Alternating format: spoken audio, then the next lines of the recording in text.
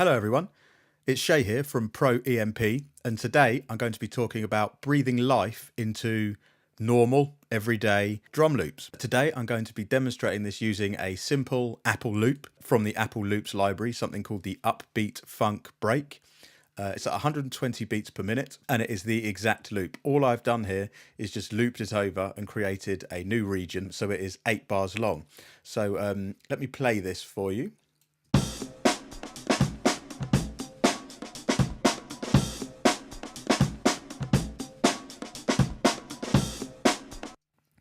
Pretty basic. So what we're going to do is we're going to process this, breathe a bit more life into it, give it a bit more vibe to make these loops more usable than they sort of already are. You will be surprised, there's quite a lot of snobbery that goes with the Apple Loops library.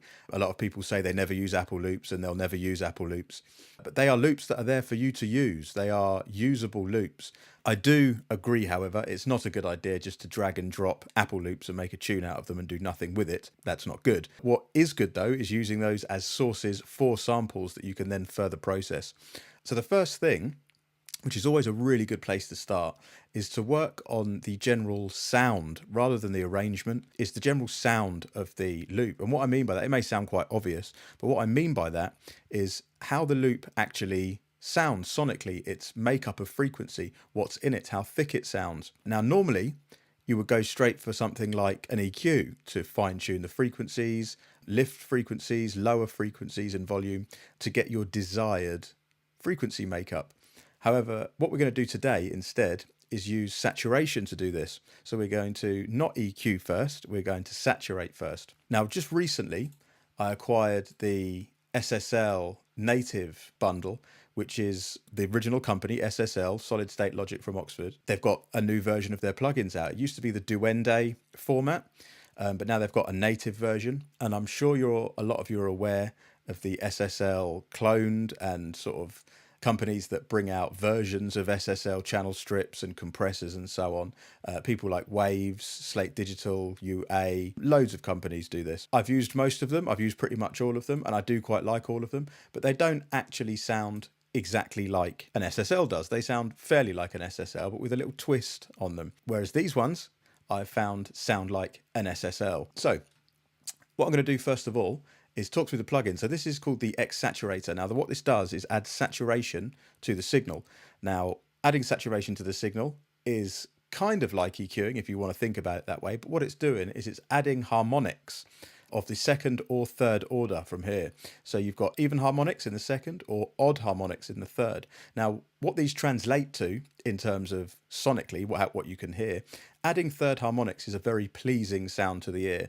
It basically adds the frequencies around the dominant frequencies within the signal, which then thicken out the sound and in turn give you a more vibey characteristic to the sound. There's going to be a lot of strange words today like vibey and weird words that I hate to use but are kind of the best to describe.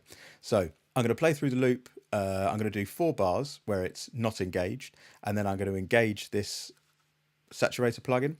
You can see that I've made up or compensated, should I say, 5 decibels on the gain here, just so we're getting the same level in as we are out once the plugin's on. So let's have a listen quickly. So we'll go 4 in, 4 out.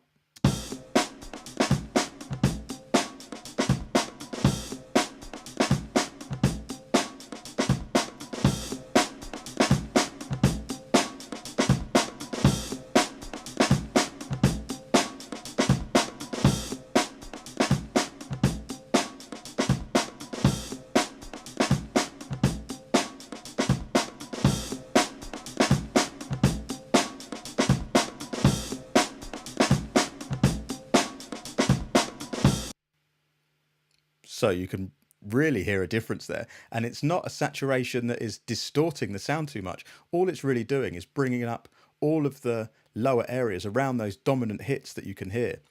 So the characteristic you're hearing and what it translates to in this is the room sound of those drums, the general ring of the snare drum, the body of the kick drum. Everything is just generally getting thicker and fatter without dealing with any loudness gain. So we're not gaining any loudness here, but we are gaining sort of perceived thickness, which then in turn we perceive as loudness or presence. This is an excellent plugin. What I'm going to do is I'm going to drive this a little bit more so you can hear how this plugin on its own can be used as a really good distortion unit.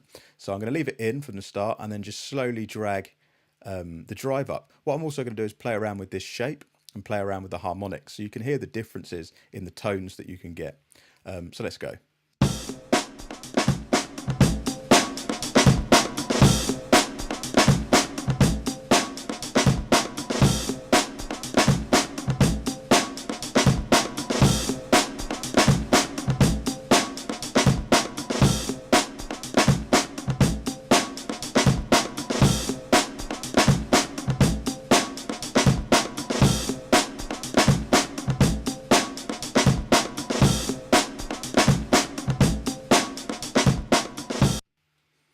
So really there, you're keeping the natural sound, but you're just altering it, you're saturating it in different ways. You can hear as I'm turning up the shape.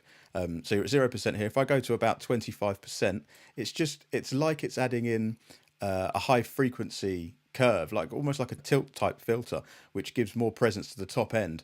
And then this gives less presence to the top end. And then with the harmonics section, you can hear the difference in the harmonics. The third is generally warmer, and the second is quite brittle, quite harsh, not as pleasing to the ear, but it's very subtle. The more you drive, obviously, the more you're going to get out of it. But the third order harmonics are normally the ones that are considered most pleasing to the ear. So I'm going to drive this up a touch more, make sure I'm keeping the same gain.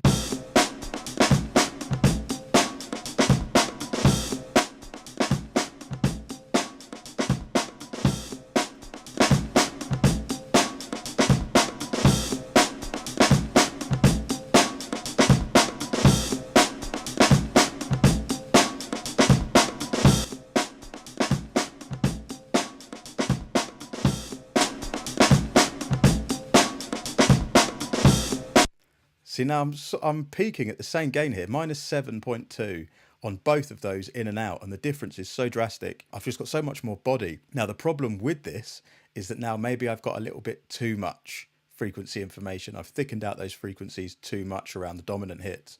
So now I can think about putting in some form of EQ. So I'm going to use the native EQ here from Solid State Logic. And I'm going to sort of clean out those lower mid-area frequencies. And it's normally going to be around the 180 hertz mark. So I'm going to put the analyzer on, have a play through. Obviously, my saturator is still going to be in play, but then I'm going to EQ after the saturation. So let's have a listen and let's have a look.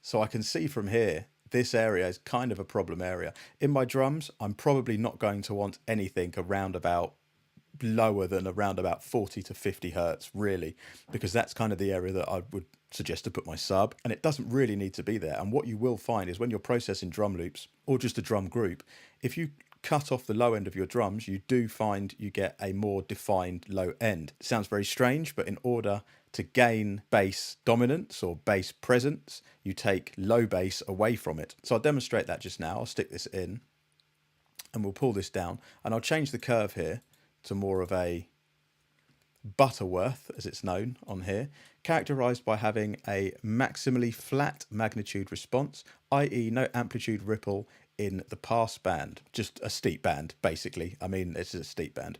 Now I'm going to pull this band up to around about 40 hertz. Okay. Now I'm going to put this in and out, and you'll see the difference in sound compared to obviously without it in, but what you'll hear is a more defined low end and just generally a tighter all-round sound. So without.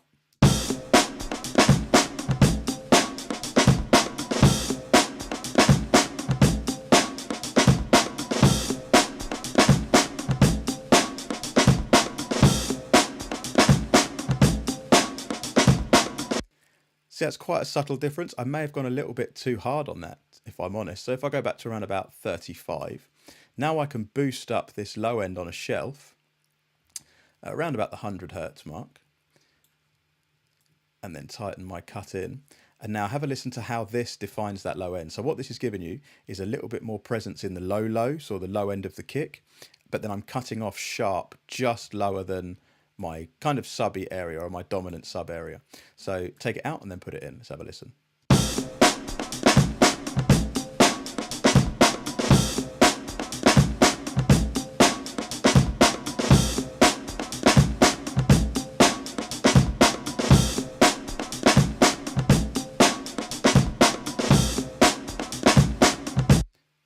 So as you can hear from that, it brings that kick drum so much more power, and it just gives it a bit more presence and push forward in the mix of that loop. But what I am getting from this, whatever you add, you should generally subtract around.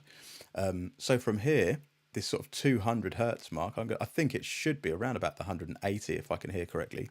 I'm going to pull that out by maybe 2 dB. Just to gain a little bit more tightness back. So this is like my boxy area. This is sort of the area that's a little bit lower than nasally. Again, I said that's going to be loads of words. A little bit lower than nasally, but just in the area to gain a bit more clarity in that low and low mid range. So with and without.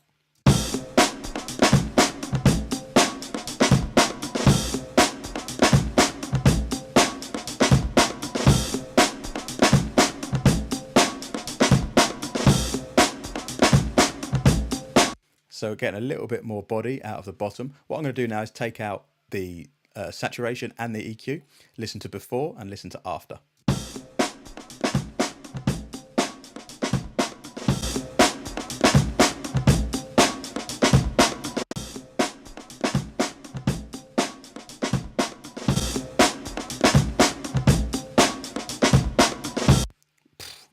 I'm enjoying that quite a lot. What I'm going to do is turn down the gain of this, because I am starting to get far too close to where I should be.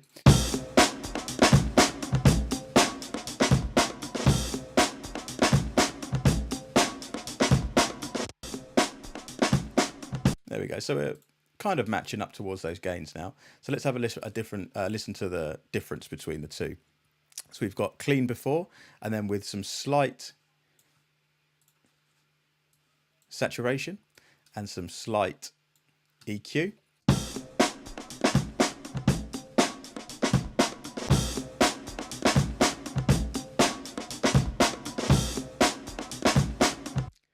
I'm really starting to get a bit more vibe out of this, and it gives me a bit more creative sort of spark to want to work with this sort of loop. There's one other thing that I might add to this, and that is the same sort of thing that we've done in the low end, but at the top end. So what I'm going to do is I'm going to drag my low band down, and I'm going to drag this to around about 16 kilohertz here. Oh, nearly. There we go. Get there in the end. I'm going to have the same band, Butterworth, I believe.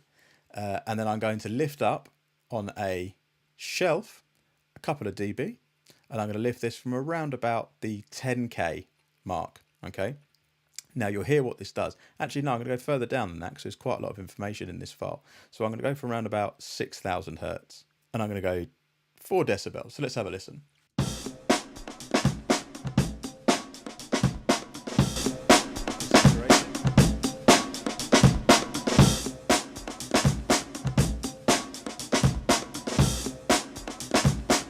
See, what this is giving me now is so much more fizz and sizzle. Lovely words. So take these out. Let's have a listen before.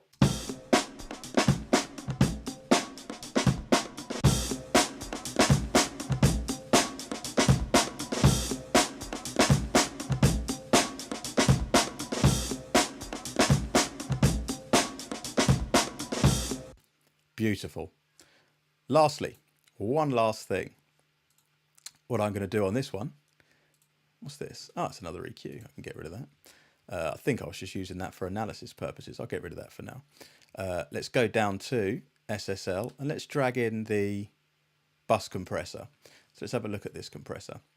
This is a very well-known compressor. I'm sure you'll know about this compressor.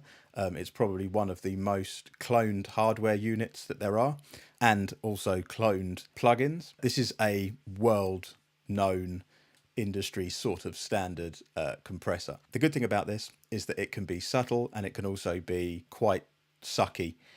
Not in terms of sounding bad, but in terms of sucking the life out of everything. So I suppose, yeah, sounding bad. But I'm going to make sure my settings here are going to give me the characteristics that I want. So what I want from this I still want it to be nice and pokey. I still want it to be nice and sharp on those transients. I don't really want to get rid of the edge that I've gained through my EQ curves and saturations.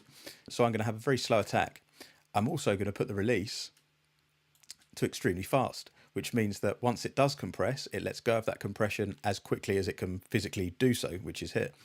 And then I'm just going to generally pull down the threshold. I'm going to leave it at 2:1 because it's just fine. Every 2 past the threshold, it will bring it down to 1. So every decibel above the threshold will get brought down to half of itself. So it's not too harsh in its compression range. So let's have a listen to this.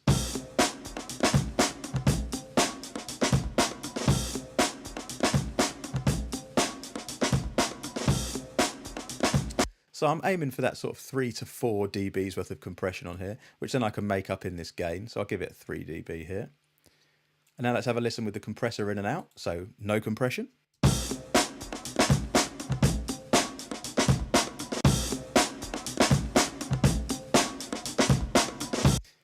This is why this is known as the almighty glue compressor. It just glues everything together. Now they are working so much more in harmony with each other. One of the best sounding compressors I think that I've ever used, if used in this kind of way. It doesn't suck the life out of anything. If anything, it makes it sound bigger, wider. You generally get a more of a stereo image because the things that are on the left and the right that were quieter are now brought up in volume due to me compressing the higher parts and then making up that gain. So right, I'm going to go through with nothing, standard loop.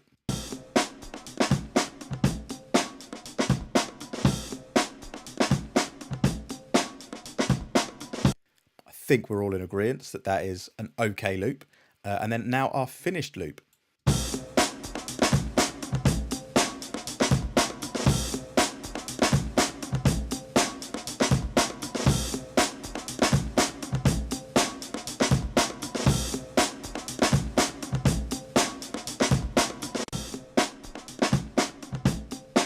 It's literally like the sabotage button. Like taking those off, it doesn't sound like it did when I listened to it the first time. Like it sounds like it's gotten worse than before. So here I can see I have made up a little bit too much of that gain. I've given it a little bit too much. So let's have a look at these and then we'll compensate with our makeup and see what the difference is between A and B at the same peak volume.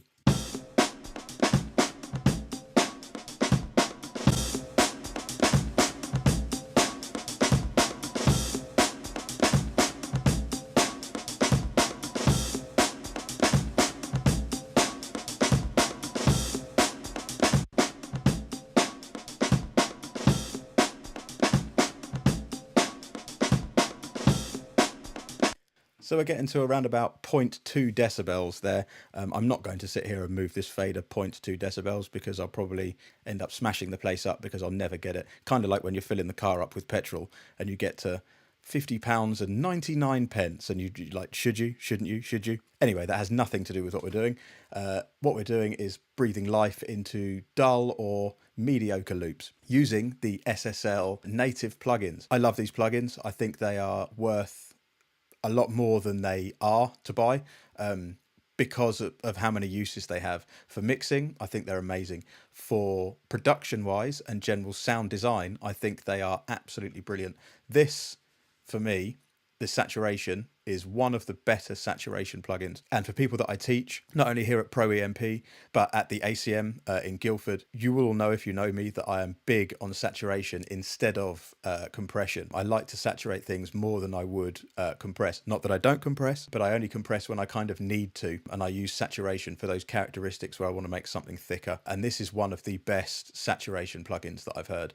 This is easily the best bus compressor version of the SSL. Funny that, seeing as it's made by the people that make the original. EQ's very clean. I would kind of put this more... this is like a toneful FabFilter Pro Q. It's got a bit more tone to it, if that makes any sense whatsoever. But I love this EQ as well. These are excellent plugins. So yes, breathing life into old or dull or mediocre loops. I hope you've enjoyed that. I'm going to do a few more of these. Remember, visit www.proemp.co.uk for one-to-one tuition, whether it be for learning a new DAW, Logic, Ableton, Machine, Pro Tools, whether it's sound design purposes, creating synth noises, or whether it's just generally advice on anything engineering, so mixing records, mastering records. understanding the science behind mixing and mastering. Get at me, send me a message, go to the Facebook page, Pro EMP Consultancy, or the Instagram page, Pro_EMP, and I'll answer your questions pretty straightforward. So thank you very much, guys. I'll see you later.